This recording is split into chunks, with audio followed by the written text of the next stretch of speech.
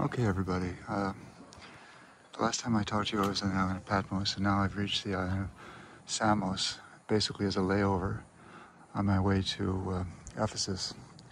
I've been here a number of times, and I want to tell people a little bit about this island, if you haven't been here, because you can see down there the building blocks of what remains of a rather large temple. As a matter of fact, the temple was built to honor the, and now I'm going to use my words carefully, Greek goddess Hera, the supposed wife of Zeus. And this, when it was built 600 years before the Christian era began, it was the largest temple complex in the Hellenic world by far. It was only superseded by the Temple of Artemis, which we'll be going to tomorrow, about 50 years later. And the Temple of Hera, there are actually 3 of them that are huge. I've been to 2. One is in Paestum in southern Italy, a little bit smaller than this one, but also the same age. And there's another one on Sicily, also this age. And what's interesting about that is that they stand alone in nature. And there are no other temples around them, actually. And I'll tell you why. Because Hera is one of the Chthonic goddesses, which originated out of Anatolia, including Artemis and including Hecate, and Sibylla, and many others. These Chthonic is a Greek word which means earth or soil, and they preceded the development of the the 12 Greek gods of Olympus, including Hera. Including Artemis, by the way, and only because of the works of Homer, which were written 900 years before the Christian era began, including the Iliad and the Odyssey, did we start to go deeply into patriarchy. Why? Because Homer made a point of putting Zeus above Hera and turning Hera into a jealous wife, which she wasn't, okay? That's why there's no Zeus temple around here. And there's no Zeus temple in Italy or on Sicily. Okay? And because of Homer's work, and I made a film, you might find it on YouTube, called Don't Be Such a Homer. The Americans know what that means. He put Apollo over Artemis.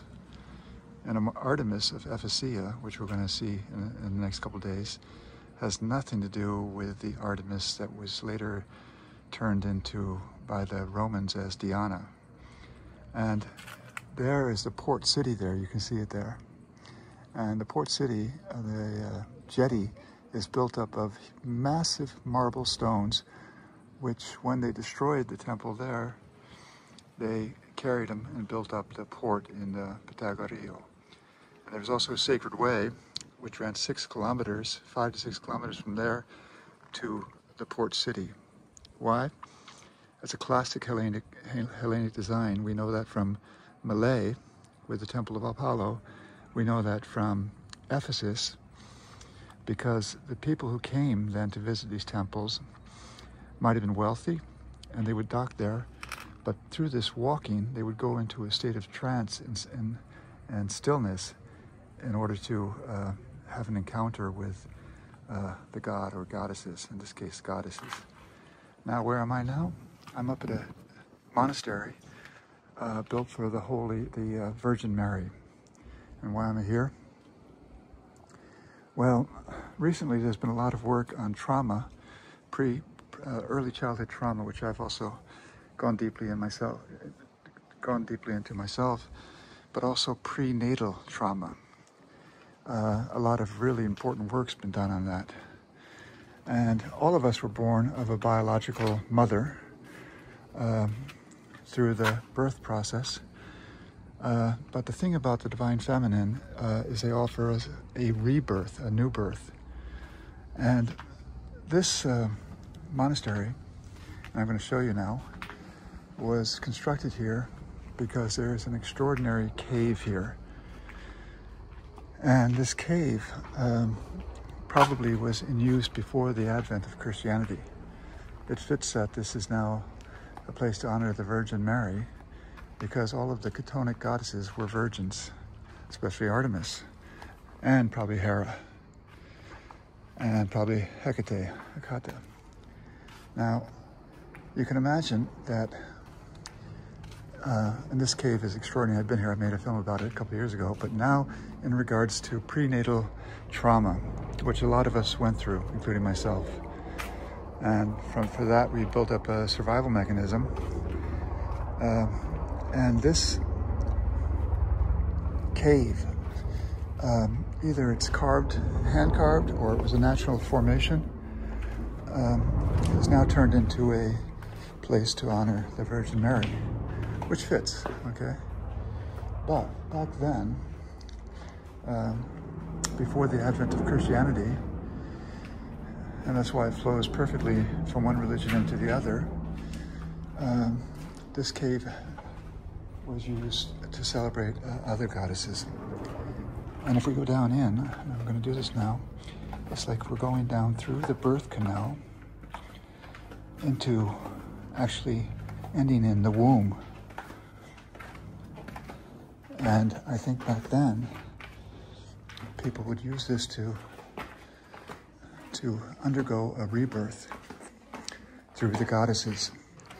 The goddess that I can imagine who was venerated here was perhaps first Kybele, because she was honored on this island as she was on Patmos and extensively in Ephesus. And then maybe afterwards, the great goddess Artemis. And now when you go down, you can see it's like going through a birth canal.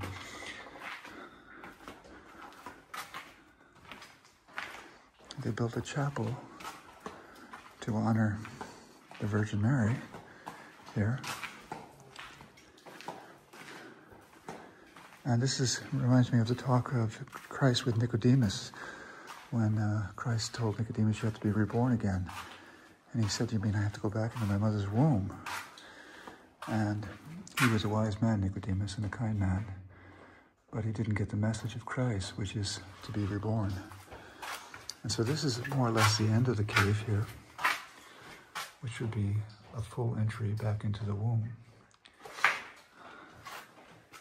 And now,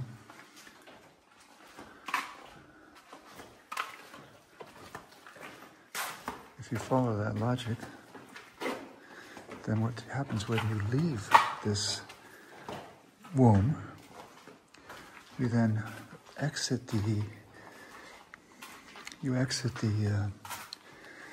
birth canal symbolically, but actually more than symbolically. And then it's almost like a place where they would do a ritual, which were also very important to the Greeks, where you would go through a rebirth, not of body, but a spiritual rebirth in spirit. And so you would exit then this, after going back into the womb symbolically, come up here, and then enter the daylight. But through entering the daylight, the person that went into the cave would be transformed and renewed, and would be another person that exits it. The rebirth, the birth from a mother, we can be thankful for, but the primary message of most religions is that's one birth, but a rebirth, and then freeing yourself on prenatal trauma and early childhood trauma and trauma altogether, you'd come into the light and you would be reborn then in light. Extraordinary place. If you ever have a chance to come here, do so, because no other cave that I know of symbolizes that the message of a birth and a new birth or a rebirth. Okay, so my boat leaves in about 4 hours to Ephesus, so I won't have time to visit the Hera Temple.